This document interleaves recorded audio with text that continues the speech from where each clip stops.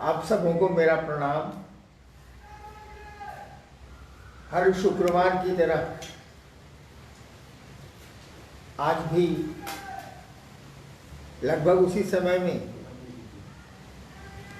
आपसे Facebook live कर रहा हूँ। कोई दूसरा विकल्प है नहीं। अभी जो कोविड-19 की त्रासदी है, परेशानी है, उससे पूरा देश, पूरी दुनिया लड़ रही है। सरकार ने कुछ छूट भी दी है, कुछ स्वतंत्रता हम लोगों को हासिल हुई है घूमने फिरने सबकी ज़रूरी कामों में। लेकिन हमेशा याद रखिएगा कि स्वतंत्रता का अर्थ स्वच्छंदता नहीं होती। कुछ नियम कानून हैं जिनका अनुपालन हमको, आपको अपनी सुरक्षा और समाज की सुरक्षा के लिए पालन करना चाहिए, करना है। शिवशिष्ट तो अवश्य करेंगे, ऐसा मेरा विश्वास है। देखता हूँ फाउंडेशन की अध्यक्षा बरखा जी बैठी हुई हैं, ये कुछ कहना चाहती हैं। हम भी सुनते हैं ये क्या कहना चाहती हैं। जी, जो आपने अभी कहा कि कोरोना काल में जो लॉकडाउन चल रहा था अभी सरकार की तरफ से, उसी से संदर्भित एक जिज्ञासा है। राजेंद्र जी रोहतहट नेपाल से हैं। लॉकडाउन को अब अनलॉक किया जा रहा है, भारत में भी, नेपाल में भी और देशों में भी। शिव चर्चा के काफी कार्यक्रम जो पूर्व में तय थे, उनका भी समय निकल गया और हम लोग नहीं कर सके। तो आगे के लिए साहब का आदेश और निर्देश क्या है?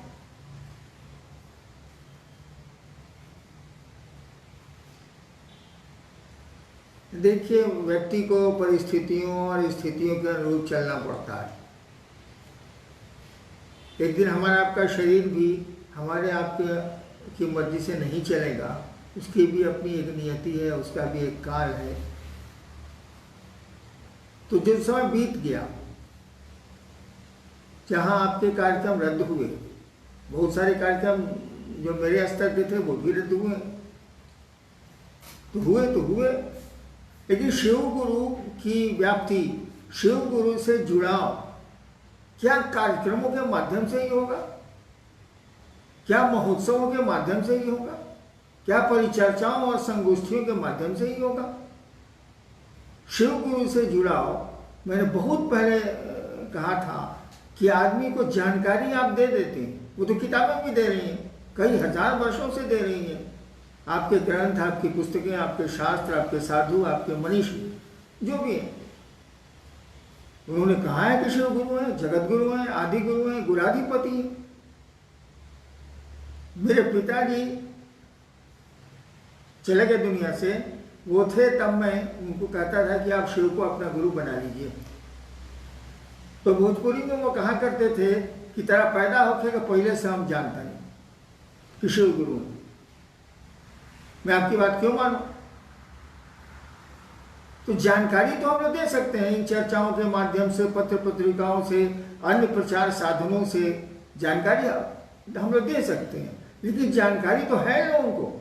आप पूछिए, लोग जानते हैं कि शिव गुरु है। मैंने इस काम को शुरू किया तो लोग बोलते थे कि कौन सी नई बात आप कह रहे हैं, शिव तो गुरु है।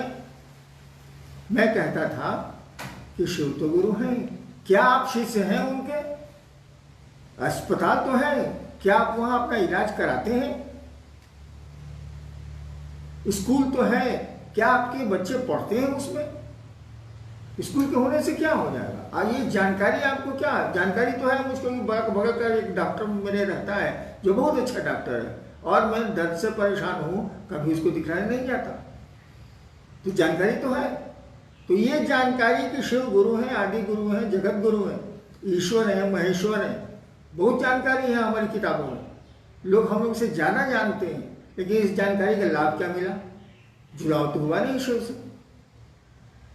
हम लोग कामर लेके जाते हैं वो मंदिरों में, कामर लेने, जल चढ़ाने के बाद क्या शिव याद आते हैं?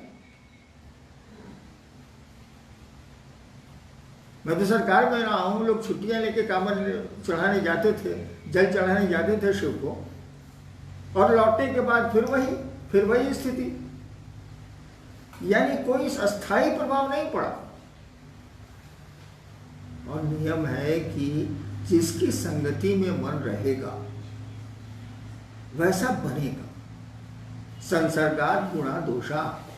जिसकी संगति में आप बच्चे देखिए, गलत बच्चों के साथ खेलते हैं तो हम लोग भी मना करते थे अपने बच्चों को कि वो सबके साथ मत खेलो।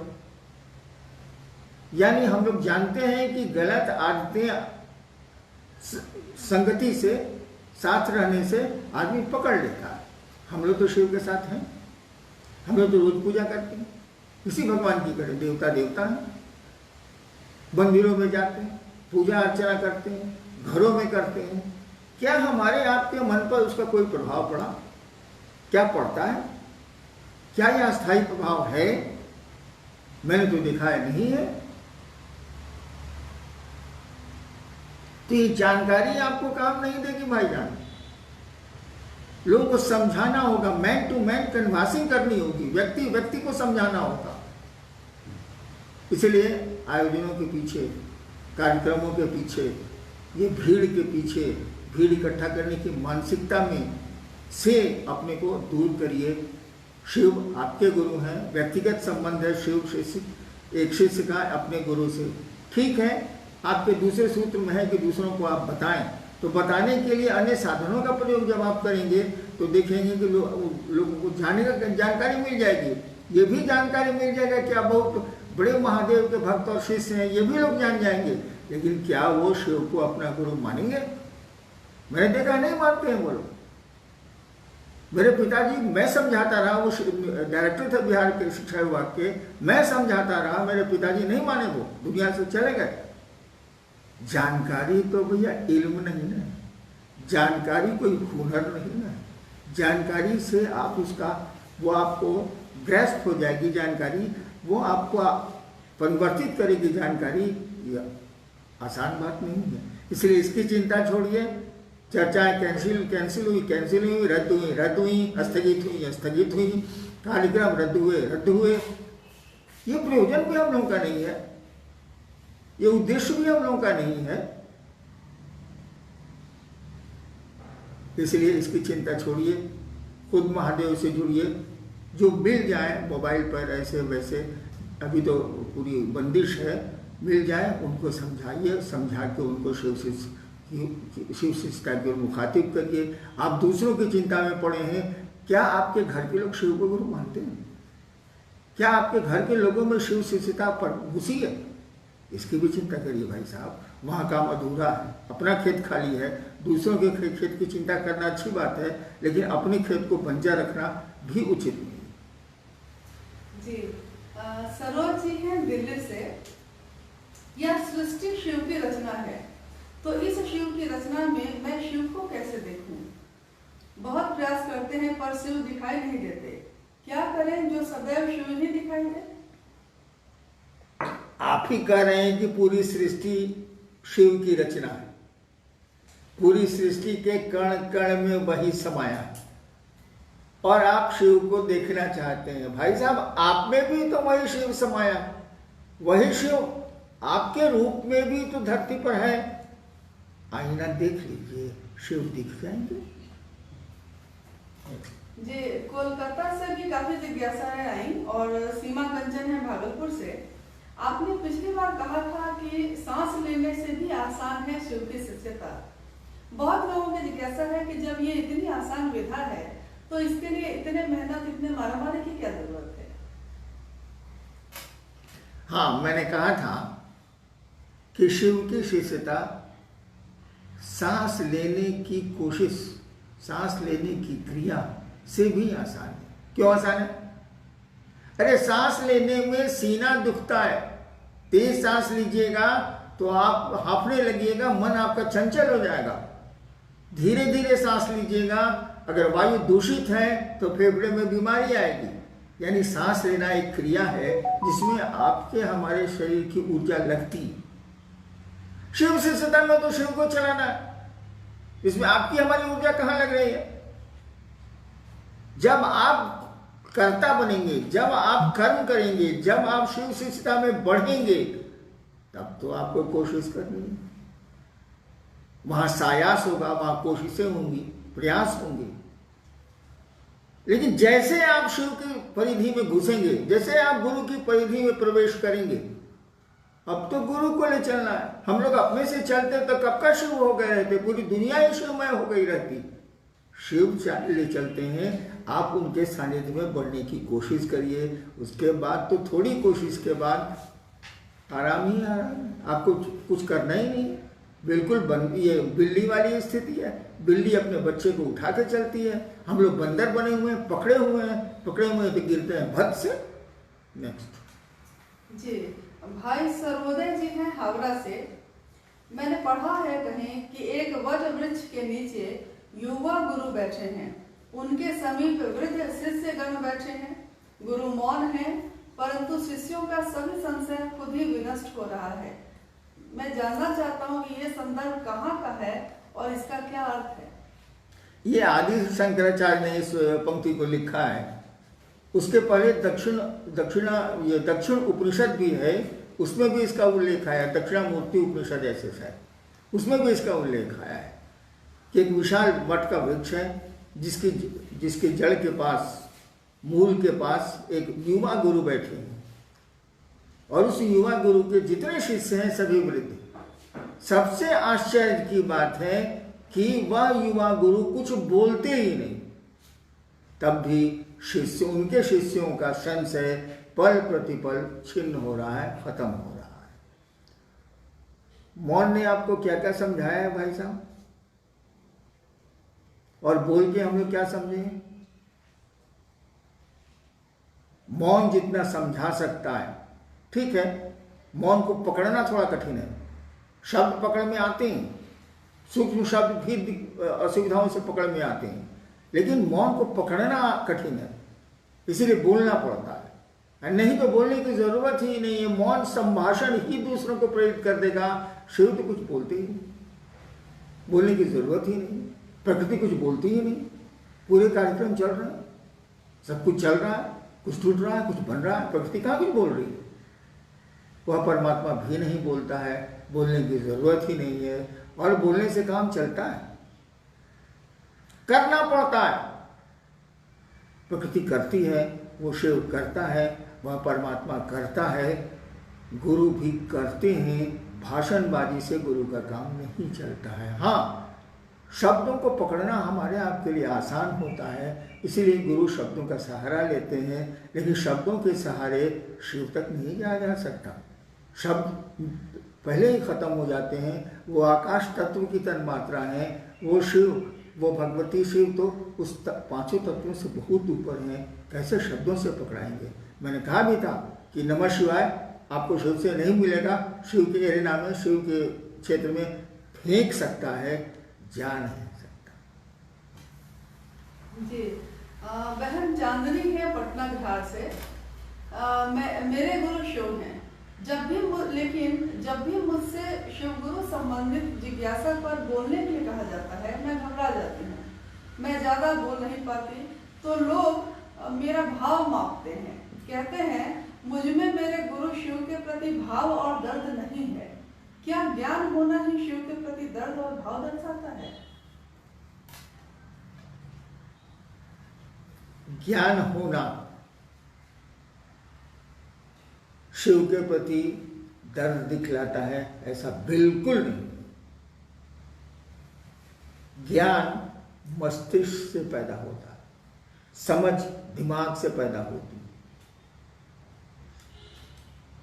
और भाव दिल से पैदा होते हैं, हृदय का पक्ष भाव। तो आपके भाव को वे ही पकड़ेंगे जो भाव से युक्त हैं, भाव से जुड़े हुए हैं। जिनके पास भाव है वो पकड़ लेंगे, लेकिन जिनके पास दिमाग है, जो बोली को पकड़ते हैं, शब्दों को पकड़ते हैं, भाषणबाजी को पकड़ते हैं, वो कहां से पकड़ेंगे। इसलिए दोष आपका नहीं है, दोष बोलने वालों का है, उनके पास भाव की कमी है। उनको समझाइए कि अपना भाव आप ठीक करें, अपनी मन की बात को, अपने मस्तिष्क की बात को दिल में ले जाएं, उस विचार को दिल में उतारें। विचार को दिल में उतारेंगे तभी भाव बनेगा। भाव पकड़ में आचरण से आएंगे, ऐसे नहीं आएंगे। जी, भाई दिलीप हैं जनकपुर नेपाल से।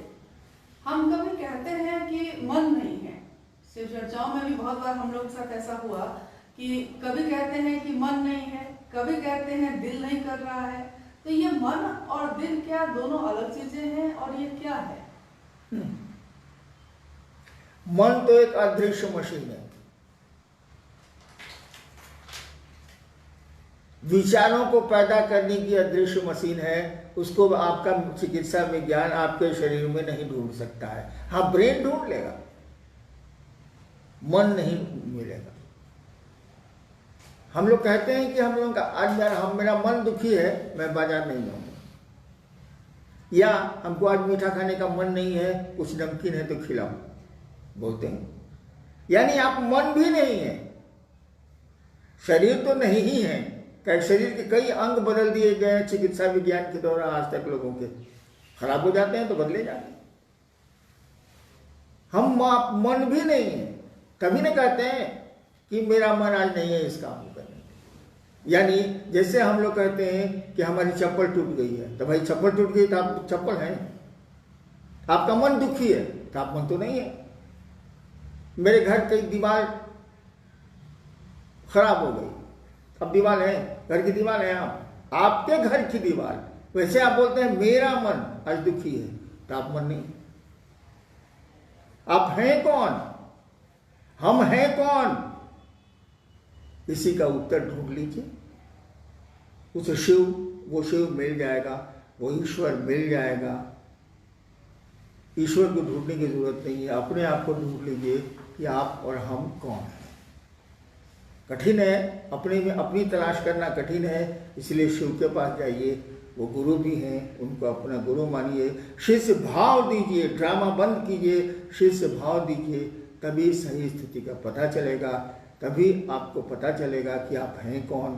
कुछ नहीं है हम आप, मात्र उसी शिव के एक रूप हैं जो जगत में तमाशा कर रहा है, तमाशा करवा रहा है। जी जी, बहन दुर्गावती हैं कोलकाता से। गुरु की जब गुरु शब्द का जब जिक्र होता है तो लोग उदाहरण में बोलते हैं कि ये तन विष की बेलरी, गुरु अमृत की खान, शीश दिए जो गुरु मिले तो भी सस्ता जान। इसका अर्थ क्या हुआ? हम स्कूल के मास्टरों में हो यानी ये जो शरीर में आत्मा आई है, वो प्राण आया है, ऊर्जा आई है, तो यहां तो भोग है, दुख है, सुखानुभूति भी है, दुख भी है, परेशानियां भी हैं, बंदिशें भी हैं। तो कहा जा रहा है कि ये जो शरीर है या तन, ये जो मानव शरीर है, वो तो भाई दुख की लता है, बेलरी है। गुरु अमृत की खान, गुरु के पास जब आप जाएंगे, गुरु से आप जुड़ेंगे, तो वो अमृत आपके जीवन को परिमार्जित करेगा, शुद्ध करेगा, और व्यक्ति फिर इस जन्म मरण के बंधन से मुक्त हो जाए। जी, भाई आशीष जी हैं पूर्णिया से। शिव गुरु अपने शिष्य को शब्द से निशब्द की ओर ले जाते हैं, ऐसा सुना है। तो क्या कहीं ऐसा तो नहीं कि समय के अंतराल में शिव शिष्यता का दूसरा सूत्र, शिव गुरु की चर्चा का चलन कम हो जाएगा? ऐसा नहीं, ये कम होगा। कम होगा तब जब आदमी बात करना छोड़ देगा। घरों में बात करना, बाहर बात करना, पत्नी से बात करना, बच्चों से बात करना, जब ये बंद होने लगेगा तभी शिव चर्चाएं बंद होंगी। क्योंकि चर्चा भी गप है, मात्र अंतर गप और चर्चा में यही है कि गप निरुद्देश्य होते हैं और चर्चा एक उद्देश्य के लिए होती है कि सामने वाला शिव की ओर चले, शिव को अपना गुरु माने, और यह बात हमको भी दिमाग में प्रवेश करे, मन में प्रवेश करे कि मैं शिव का शिष्य हूँ, मुझको भी शिव गुरु की ओर चलना चाहिए, शिव गुरु के आश्रम में पढ़ना चाहिए। ये कभी बंद नहीं होगा, चर्चाएं चलती रहेंगी, धीमी तेज चलेंगी।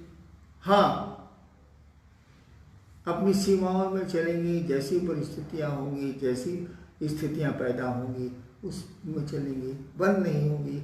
आदमी का बोलना थोड़ा ही बंद होगा, जब बोलना ही बंद हो जाएगा तब चर्चाएं बंद हो जाएंगी, जो होगा नहीं। जी, बहन सपना है पटना सिटी बिहार से। हाँ, एक बात छूट गई, गुरु शब्द से निशब्द में ले जाते हैं। जी जी। आपने सुना है आकाशवाणी कैसे होती? वहां शब्द नहीं होते, वहां विचारों का संप्रेषण मौन होता है, और जिसके लिए आकाशवाणी होती है उसके मन में पूरी की पूरी बात ठीक उस तरह प्रवेश करती है जिससे जैसे पत्थरों पर अक्षर खोद दिए जाते हैं।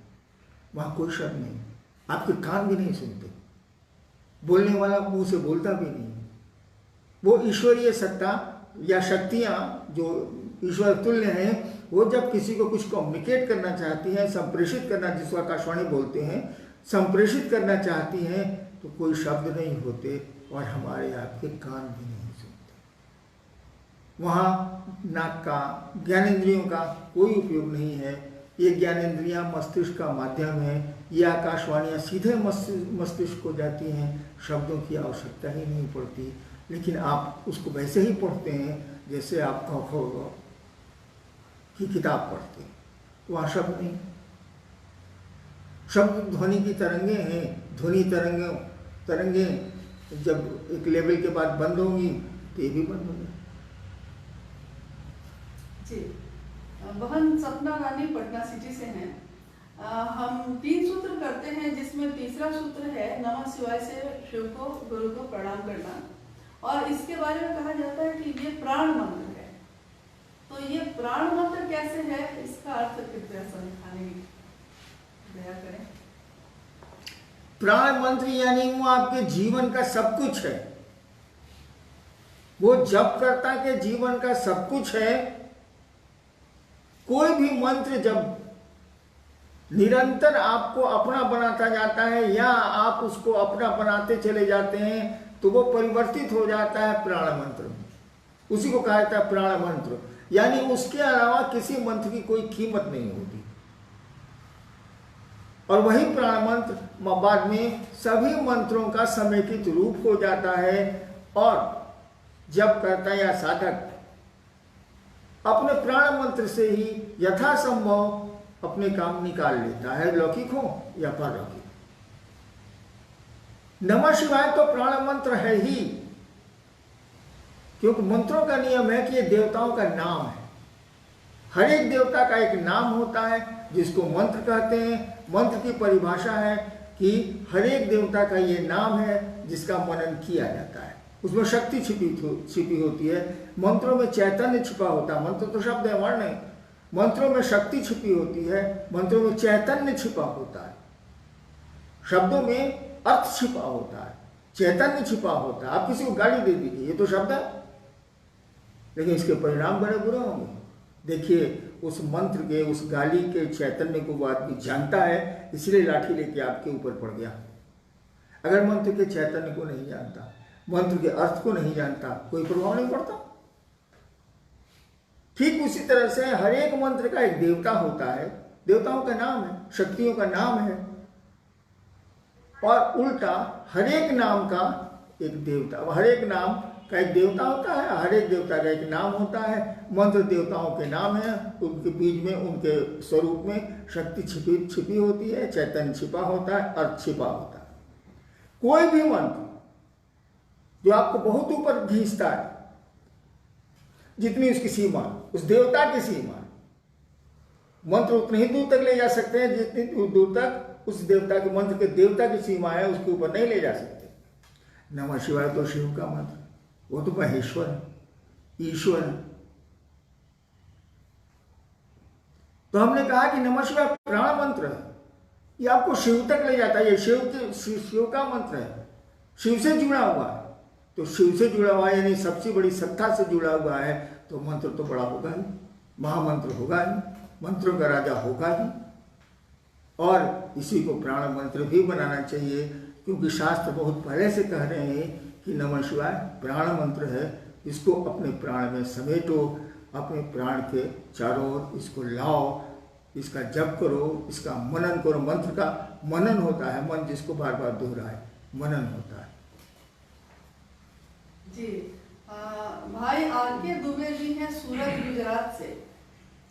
इन्होंने कहा है कि एक आपके जीवन पे लिखी हुई एक पुस्तक अनमिल आखर इनको प्राप्त हुई। इसमें उस पुस्तक का जो शीर्षक है, मतलब उस पुस्तक का जो नाम है अनमिल आखर, इस शब्द का अर्थ क्या है? सीधा है, अनमिल जो मेल नहीं खाता है। अनमिल अवधी भाषा है, अनमिल जो मेल नहीं खाता है, बिना मेल के है। आखर माने अक्षर, अक्षर को अवधी भाषा में कहा जाता है आखर। अनमिल आखर ऐसे अक्षर हैं, ऐसे वर्ण हैं जो मेल नहीं खाते। आदमी को लगेगा उटपटांग है ये सब कुछ। इसको कहते हैं अनमिल आखर, यानी अक्षर बेमेल।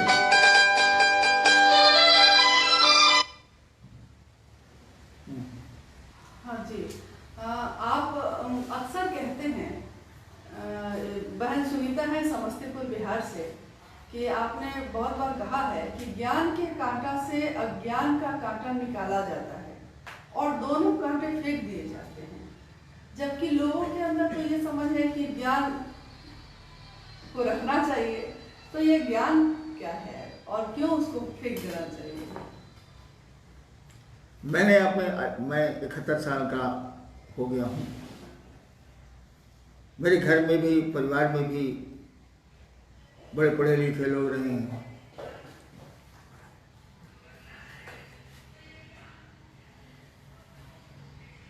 बड़े पढ़े लिखे लोग रहे हैं। मैंने देखा है कि उनका ज्ञान उनके लिए कांटा बन गया है, कंटक हो गया है,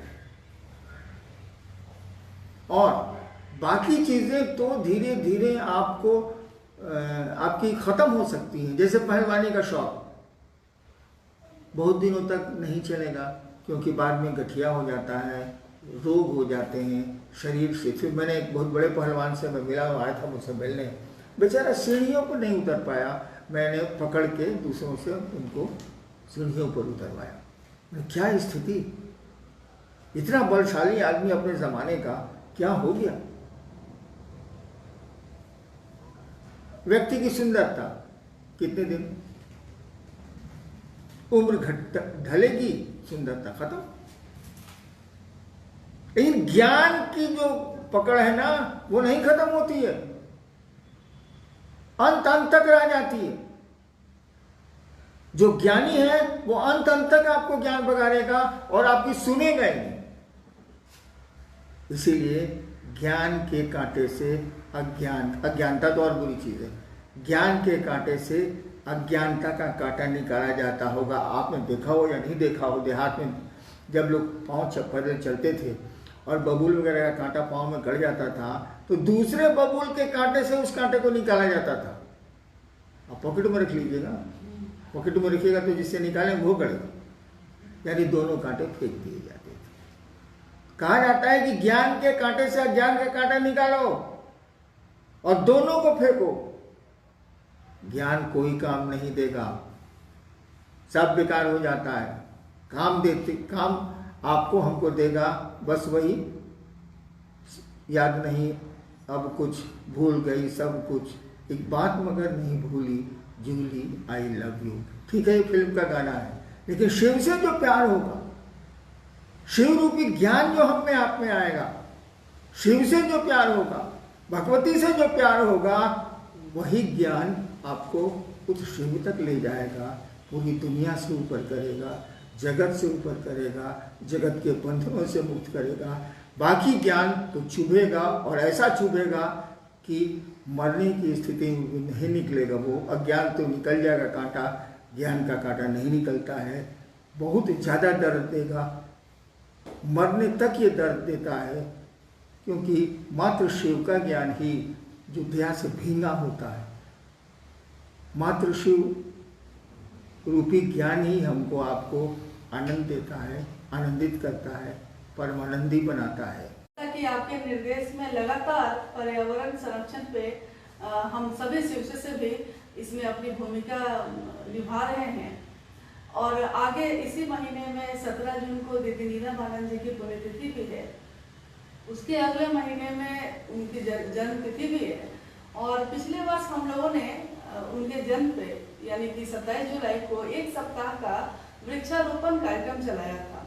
लेकिन अब दुनिया की स्थिति दूसरी है इस वर्ष, क्योंकि हम समूह में नहीं निकल सकते, वृक्षारोपण के लिए सामूहिक प्रयास नहीं कर सकते। तो मेरी जिज्ञासा भी है और एक प्रस्ताव भी, अगर आपका निर्देश हो तो क्या हम लोग 17 जून से 27 जुलाई के अंतराल में अपने आंगन में, अपने बालकोनी में या अपने घर के एक छोटे से गमले में भी इस कार्य को करें कि हाँ, हर लोग पौधा लगाएं और दीदी के लिए सबसे सुंदर श्रद्धांजलि यही होगी। पेड़ तो लगाइए हम आप जरूर, लोगों को जागृत भी करना होगा, मोबाइल पर करिए। पेड़ लगाएं, वो गमले में लगाएं, हाथे में लगाएं और सड़कों पर लगाएं। ऐसा थोड़ी है कि सड़क पर पेड़ लगाने के लिए मजमे की जरूरत है, मात्र 1-2 आदमी पेड़ लगा सकते हैं। और बारिश का मौसम आ ही रहा, पेड़ बच भी जाएंगे। ऐसे पेड़ लगाएंगे तो हम लोग को सिंचाई करनी पड़ेगी, पानी देना होगा। बारिश में तो प्रकृति पानी देती है। पेड़ तो लगाए ही लगाए, अन्यथा एक दिन बाबू हम लोगों के पोते पोतियों को ऑक्सीजन का सिलेंडर लेके शहर में घूमना होगा। होशियार हम लोगों को होना होगा, लोगों को जागृत करना होगा, भाषणबाजी से नहीं होगा। चलिए, प्रणाम।